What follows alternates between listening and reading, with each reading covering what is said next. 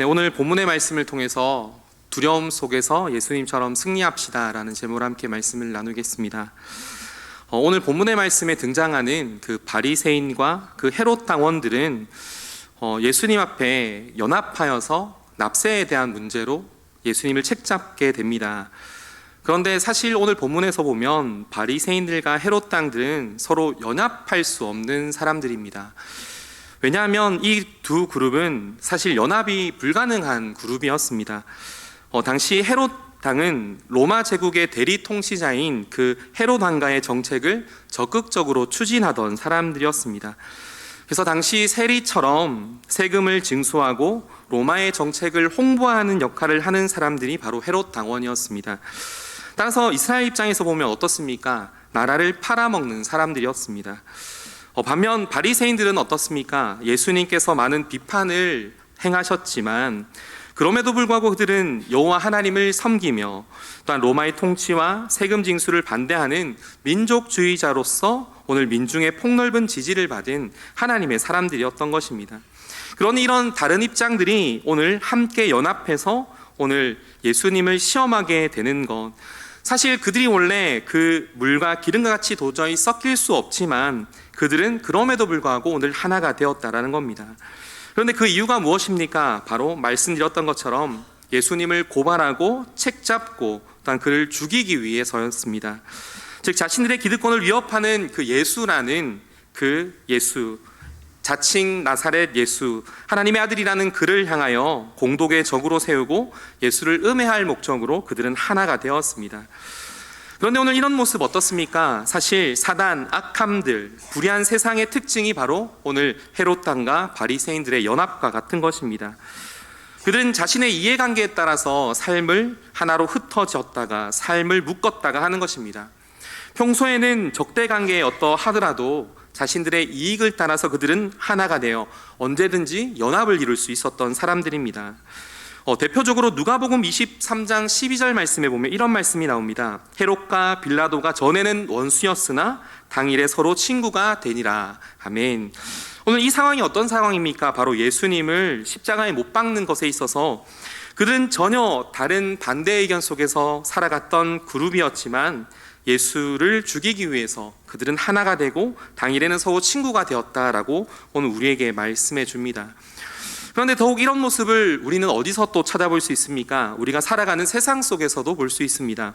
정치, 사회, 심지어 종교 지도자들까지 자신들의 이익을 위해서라면 어떻게든지 서로를 이용하고 관계를 하나로 묶어서 그 하나됨만에서 어떤 이득을 취하고 결국 그것이 끝나면 서로 돌아서는, 즉 하나 되지만 선한 것이 아니라 불의의 악한 것들 뿐으로 모이는 것입니다.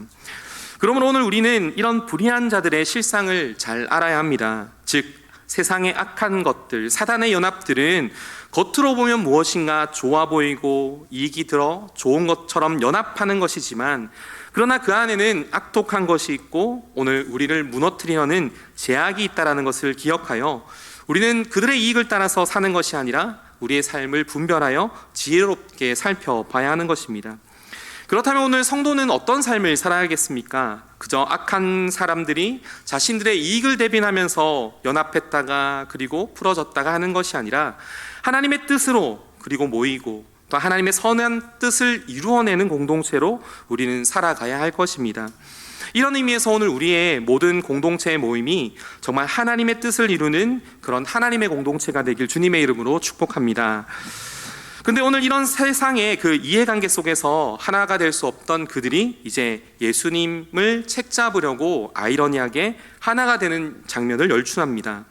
그래서 오늘 12장 13절에 보면 이렇게 말씀하고 있습니다. 그들이 예수의 말씀을 책잡으려 하여 바리새인과 헤롯 땅 중에서 사람을 보내매라고 합니다. 그런데 오늘 이것은 우리가 알듯이 바로 납세에 대한 문제였습니다. 당시 유대인들은 로마의 피지배권에 있었습니다. 그래서 자기의 삶의 많은 부분들을 세금으로 로마인들에게 징수해야 했습니다. 특별히 당시에는 곡식의 10분의 1 그리고 기름과 술의 5분의 1을 토지세로 징수했다고 합니다. 그리고 소득은 그 수입의 100분의 1을 징수했다고 합니다. 그리고 각기 일률적으로 매기는 그 사람 한 사람당 그 인두세라고 하는 그 한 데나리온을 14세, 남자 14세부터 65세, 그리고 여자는 12세부터 65세까지 노동자 하루 품삯의 한 데나리온을 오늘 세금으로 징수했던 것입니다. 그런데 오늘 바리새인들과 헤롯 당이 들고 온 그 민감한 문제는 무엇인가 하면 바로 인두세, 그 인구조사를 할 때 쓰는 그 세금의 문제였습니다. 왜냐하면 당시 로마가 이 세금을 납부할 때에 바로 데나리온이라는 특정한 화폐를 사용했기 때문입니다. 그런데 그 문제는 무엇입니까? 그 데나리온에 황제의 형상이 그려져 있는 것입니다. 그리고는 그것은 단순한 형상이 아니라 거기에 붉게 황제가 곧 신이자 대제사장이라는 의미로 이것을 새겨 놓아서 오늘 자신들의 피지배자인 유대인들을 착취하고 이것을 새로 거둠으로 말미암아 데나리온을 거두는 모든 사람들에게 황제를 섬기는 자, 황제의 손 아래에 있는 자라는 의미 속에서 이런 세금을 받았다라는 것입니다. 결국 이것을 내야 하는 유대인들의 입장에서 어떤 마음이 들겠습니까? 하고 싶지 않지만 할 수밖에 없는, 그래서 사회적으로, 정치적으로, 종교적으로 신앙의 딜레마가 바로 이 한 데나리온의 세금이었던 것입니다. 그런데 이런 민감한 문제를 오늘 서로 연합하지 않는 그들이 연합하여서 오늘 단순한 질문 해결이 아니라 어떻게든지 예수님을 책잡고 죽이려는 의도로 오늘 예수님 앞에 오게 되었다라는 것입니다. 그런데 어떻습니까? 성전 정화를 하는 그 사건 속에서 헤롯 당과 바리새인뿐만 아니라 다른 종교 지도자들, 서기관들, 또한 이후에 바리새인들과 사두개인까지 모여서 오늘 예수님을 책잡아 죽이려고 난감한 질문으로 덫을 놓게 되었다라는 것입니다. 그냥 세금의 문제는 단지 명분일 뿐 바로 예수를 죽이기 위한 것이었습니다. 그래서 오늘 뭐라고 말합니까? 14절에 오늘 헤롯 당과 바리새인들의 사람을 보내어서 이렇게 말합니다. 와서 이르되 선생이여 우리가 아노니 당신은 참되고 아무것도 꺼릴 일이 없으시니 이는 사람을 외모로 보지 않고 오직 진리로 하나님의 도를 가르치심이니이다. 그런데 가이사에게 세금을 바치는 것이 옳습니까? 옳지 않습니까? 라고 이렇게 질문하는 것입니다. 오늘 고등부 설교 시간에 이런 말을 했습니다. 빠꼼하다라는 말 아십니까? 네, 이런 마음이 드는 거죠. 오늘 가장 선하게 아첨하는 말로 예수님께 말합니다. 선생님, 당신은 참 멋있습니다. 아무것도 거리낌 없습니다. 외모로 사람을 취하지 않습니다. 하나님의 도의 진리를 가르칩니다. 라고 하면서 뒤에는 칼을 꺼내면서 그러면 가이사에게 세금을 바쳐야 옳습니까? 아닙니까? 라고 말하는 것입니다. 사실 납세의 문제에 대해서는 얼마나 민감합니까? 오늘 로마 정부에 반대하는 입장, 즉 납세를 반대하면 로마 정부를 반항하는 정치적 범죄라로 몰리고, 그리고 납세를 찬성하면 어떻습니까? 반민족주의자로 매도되는 동시에 하나님을 우상숭배하는 자, 하나님을 거역하고 우상숭배하는 자로 오늘 예수가 낙인 찍혀 정죄를 당하게 된다는 것입니다. 사실 이 입장이 지금 예수님께 얼마나 난처하고 지금 진퇴양난의 순간인지 모릅니다. 그런데 어떻습니까? 오늘 예수님께서 그 관계를 간파하시고는 어찌 나를 시험하느냐 하시고는 그들에게 책잡으려는 그들의 의도를 침묵시키는 말씀을 오늘 17절 말씀에 이렇게 고백합니다. 같이 한번 읽어보겠습니다. 이에 예수께서 이르시되 가이사의 것은 가이사에게, 하나님의 것은 하나님께 바치라 하시니 그들이 예수께 대하여 매우 놀랍게 여기시더라. 아멘. 오늘 주님은 너무나 지혜로운 말씀으로 가이사의 것은 가이사에게, 하나님의 것은 하나님에게 라고 말하면서 놀라운 지혜를 오늘 선보여 주셨습니다. 특별히 오늘 제가 말씀을 나누고 싶은 것은 이런 세금에 대한 문제가 아니라 이 상황에 대해서 좀 살펴보고자 합니다. 오늘 하나님께서 예수님을 통해서 이 난감한 문제를 어떻게 해결하셨는지를 통해서 오늘 이 사건 속에서 우리가 배워야 할 한 3가지 정도의 교훈을 함께 나누고 말씀을 마치도록 하겠습니다. 오늘 특별히 종교 지도자들의 대립, 예수님과의 오늘 이 시험과 이 논쟁 속에서 우리가 먼저 깨달아야 할 것은, 첫 번째로 성도는 사단의 악한 도발과 사악함을 깨닫고 항상 깨어 있어야 하는 사람이라는 것입니다. 오늘 아주 민감한 문제로 예수님을 책잡으려고 했습니다. 그런데 오늘 이 한 가지 사건만이 아니라 예수님을 다른 사건부터 계속 어떻게든지 예수님을 넘어뜨리려고 했습니다. 이야기 시작은 마가복음 11장에 성전을 정결하게 하는 사건부터 시작됩니다. 성전에서 그 짐승을 팔아내는 그 일들이 하나님 앞에 거룩하지 않게 그 상을 엎으시고, 그리고 오늘 모든 사람들에게 그 기득권을 위협하게 만들었습니다. 결국 예수님의 등장 자체가 어떻습니까? 자신들의 기득권을 위협하고 오늘 자신들의 그런 이익들을 분산시키는 것이기에 어떻게든지 예수를 오늘 처단해야 했습니다. 그러므로 말미암아 그들은 어쩌면 가장 미워하는 로마의 총독의 힘을 힘입어 오늘 헤롯 당원과 또한 바리새인들, 결코 물과 기름이 섞이지 않을 것 같은 그들이 오늘 예수를 오늘 넘어뜨리기 위한 이익 집단으로서 하나가 되어 오늘 예수를 책망하고 있다라는 것입니다. 책잡고 있다라는 것입니다. 근데 심지어 어떻습니까? 이후에는 부활의 논쟁 속에서 또한 서기관들과 사두개인들이 또한 합력하여서 예수를 고발하고 책잡습니다. 오늘 여기서 우리가 함께 나눠야 할 것이 무엇입니까? 예수님의 어려움 당하심을 통해 오늘 믿는 자들의 삶, 이 땅에서 살아가는 인생이 어떤 인생이한지 우리를 생각하게 되는 것입니다. 즉 믿는 자들에게 있어서 늘 사단은 우리를 넘어뜨리려고 하고 유혹하려고 한다라는 것입니다. 즉 우리가 살아가는 세상은 어떻습니까? 호락호락하지 않다라는 겁니다. 어떻게든지 악한 자들이 우리를 넘어뜨리게 하는 세상 속에서 우리 성도들이 살아가고 있다라는 겁니다. 그래서 베드로전서 5장 8절과 9절 말씀에 우리에게 이렇게 권면합니다. 같이 한번 읽어보겠습니다. 근신하라 깨어라 너희 대적마귀가 우는 사자같이 두루 다니며 삼킬 자를 찾나니 너희는 믿음을 굳게 하여 그를 대적하라. 이는 세상에 있는 너희 형제 등도 동일한 고난을 당할 줄 알미라. 아멘. 뭐라고 말합니까? 한마디로 말하면 이 땅에서 살아가는 성도여, 너희는 믿음을 지키기가 어렵다.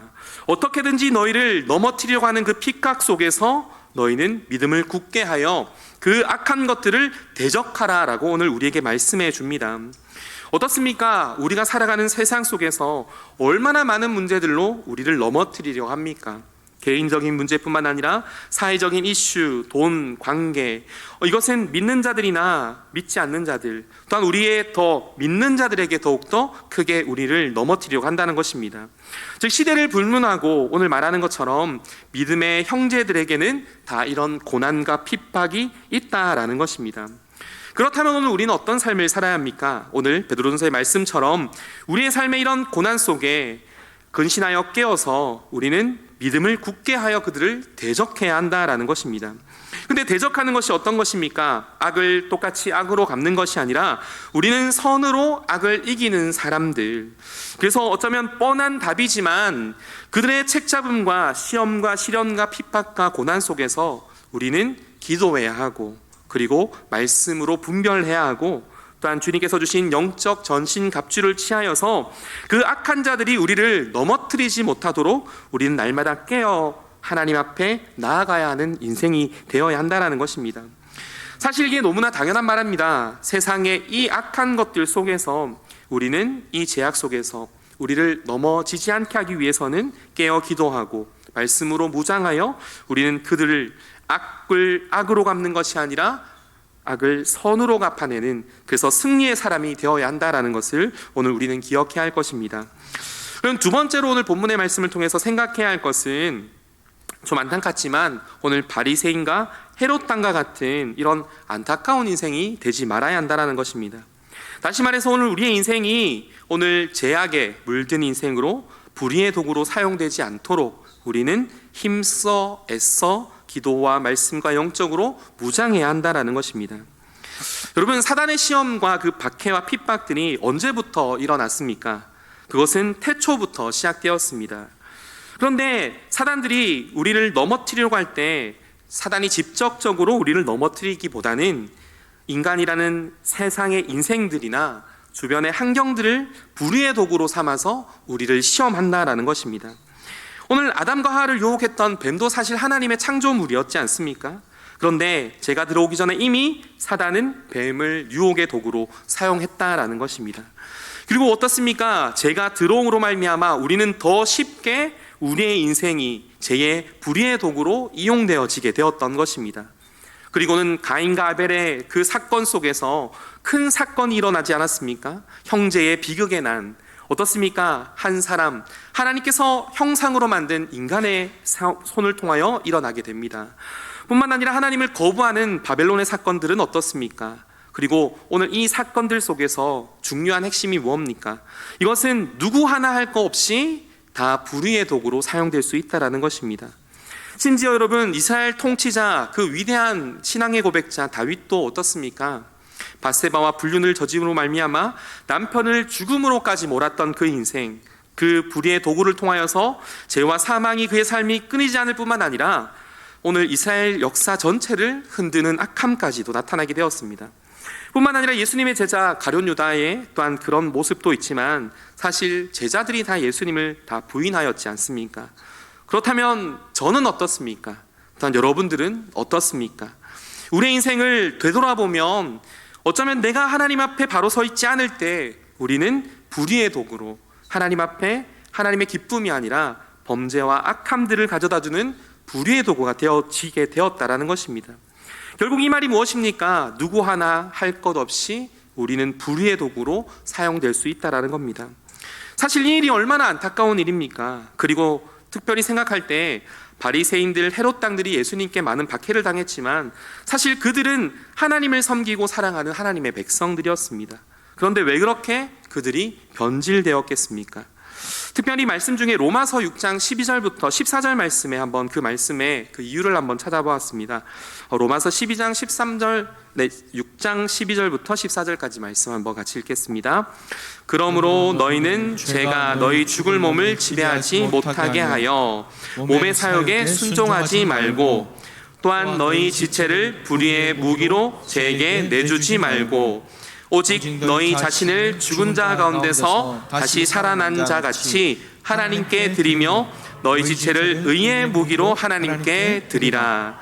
제가 너희를 주장하지 못하리니 이는 너희가 법 아래 있지 아니하고 은혜 아래 있음이로라. 아멘. 할렐루야. 아멘.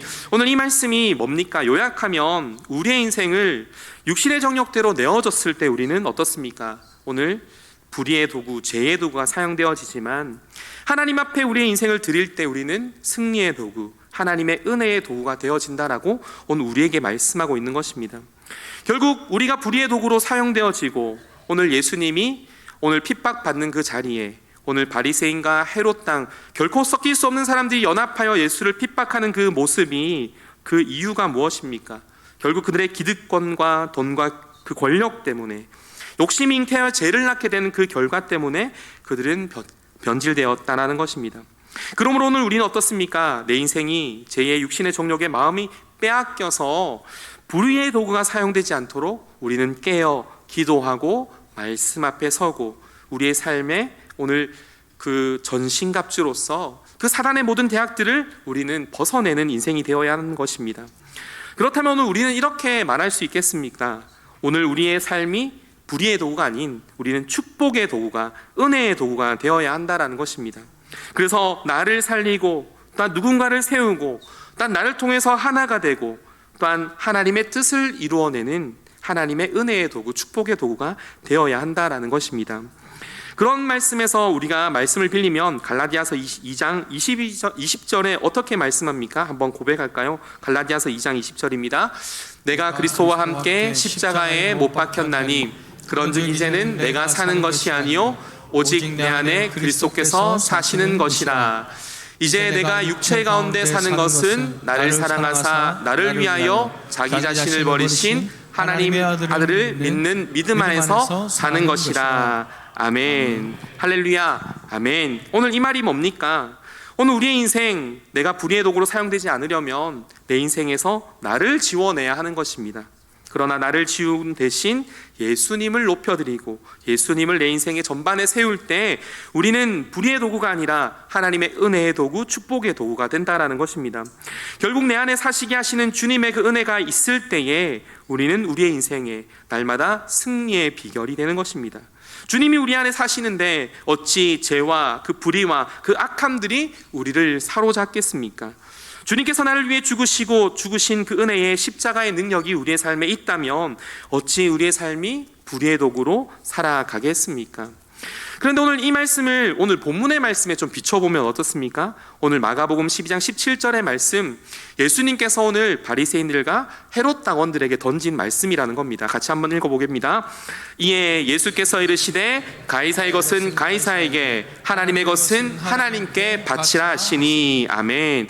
그래서 오늘 세 번째로 우리가 생각해야 할 것이 이것입니다. 세상은 어떻게든지 믿는 자를 넘어뜨리려고 오늘 우리를 주목합니다. 그런 상황 속에서 우리는 어떻게 살아가야 합니까? 오늘 이 말씀, 오늘 우리는 우리의 삶에 정말 승리의 비결이 어디 있는지, 우리의 인생이 세상 속에 살아가지만 결국 하나님에 속한 삶이라는 것을 우리는 잊어서는 안 된다는 것입니다.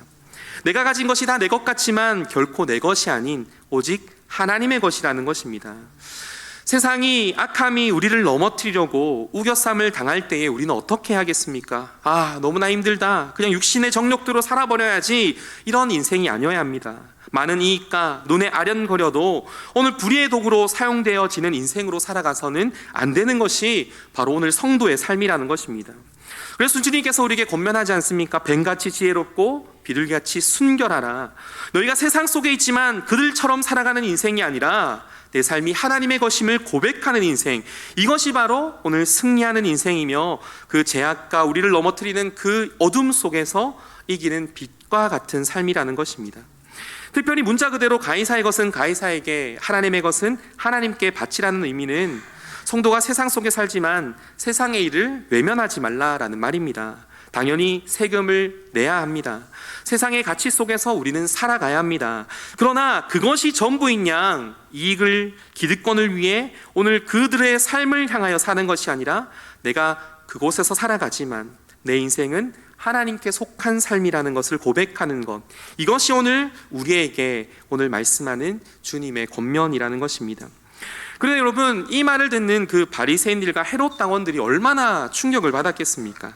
사실 자신들의 인생이 사실 하나님 앞에 진정으로 드려야 한 인생들이 아니겠습니까? 자신도 하나님의 형상으로 창조된 인생인데 하나님께 드려야 하는데 이익과 기득권 앞에 늘 다른 삶으로 자기를 위해 살아가니 그 마음에 큰 울림이 있어서 놀랍게 여기더라 라고 말하는 것입니다. 너희는 하나님을 믿으면서 어찌 그런 삶을 살아가느냐? 하나님의 이름으로 자신의 이익을 취하는 자들, 하나님의 이름으로 불의를 행하는 자들, 그들을 향하여 하나님께 마땅히 드릴 것을 드리라 라고 오늘 말씀하고 있는 것입니다.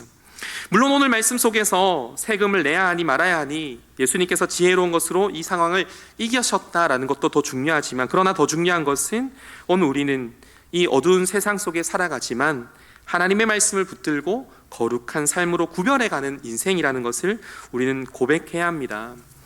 결국 가이사의 것은 가이사에게, 하나님의 것은 하나님에게 라는 이 말씀은 세상에 순응하지만 또한 세상의 여러 가지 이슈거리, 문제거리, 그리고 나를 넘어뜨리는 고민거리, 시험거리, 이 모든 혼란스러운 인생 살아갈지라도 그럼에도 불구하고 우리의 중심은 하나님께 있는 것, 그래서 나를 죽이고 예수로 살아가는 인생, 이것이 바로 가이사는 가이사에게, 그리고 하나님의 것은 하나님에게 라고 말씀하는 것입니다. 마지막으로 로마서 12장 1절과 2절 말씀을 보면 오늘 우리는 이런 말씀으로 살아가야 할 것입니다. 한번 같이 읽어보겠습니다. 그러므로 형제들아, 내가 하나님의 모든 자비하심으로 너희를 고나노니 너희 몸을 하나님이 기뻐하시는 거룩한 산 제물로 드리라. 이는 너희가 드릴 영적 예배니라. 너희는 이 세대를 본받지 말고 오직 마음을 새롭게 함으로 변화를 받아 하나님의 선하시고 기뻐하시고 온전하신 뜻이 무엇인지 분별하도록 하라. 할렐루야. 아멘. 오늘 이 말씀이 무엇입니까? 사실 우리가 살아가는 세상은 여전히 혼란스럽고 예전부터 혼란스러웠고 그리고 계속적으로 혼란스러울 것입니다. 늘 우리는 악한 제약들 속에서 곤욕을 치룰 것입니다.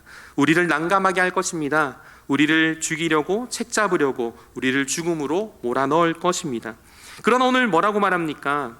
형제들아, 하나님의 자비하심으로 너희를 권하노니 너희를 하나님이 기뻐하시는 산제물로 드리라. 너희가 드릴 영적 예배니라 라고 말씀하시면서 우리의 인생 이 땡을 살아가지만 우리는 구별된 인생으로서 우리의 삶의 새로워짐을 가지고 하나님의 선하시고 기뻐하시고 온전하신 뜻을 분별하여 살아가는 인생이라는 것을 오늘 우리에게 말씀해 주는 것입니다. 그러므로 이 땅을 살아가지만 우리는 구별된 삶을 살아야 합니다. 우리는 변질되어서는 안 됩니다. 변화되어야 합니다. 예수로 변화되어 내 이익에 눈먼 인생이 아니라 하나님의 뜻에 눈 밝은 인생이 되어서 내 삶을 통해 하나님의 뜻을 이루는 하나님의 놀라운 승리의 비결을 가지고 살아가길 주님의 이름으로 축복합니다. 이제 말씀을 정리하면 오늘 본문에 순간순간 예수님을 책잡으려고 하는 그 바리새인과 헤롯 당뿐만 아니라 서기관들과 종교 지도자들, 결국 이것을 통해서 우리가 기억할 것은 늘 우리는 세상 속에 있어서 박해와 어려움들을 당한다라는 것입니다. 그러나 한 가지, 오늘 바리새인들과 헤롯 당원들은 그들이 제약의 자신의 이익으로 불의의 도구로 사용되었지만 우리는 오늘 이 말씀을 통해 어떤 삶을 살아야 합니까? 하나님의 그 뜻에 눈 밝은 인생, 그래서 은혜의 도구 그리고 축복의 도구가 되어야 하는 것입니다. 그런데 그렇게 살아가기 위해서 우리는 어떤 삶을 살아가야 합니까? 가이사의 것은 가이사에게, 하나님의 것은 하나님에 드리는 인생, 이 땅에 살아가지만 우리의 삶의 주인은 오직 하나님이라는 이 고백을 통해서 오늘 날마다 이 어두운 세상 속에서 승리하고 하나님의 그 놀라운 지혜로 오늘 이 세상을 이겨나가는 우리 모든 성도님들의 삶이 되길 주님의 이름으로 축복합니다. 아멘.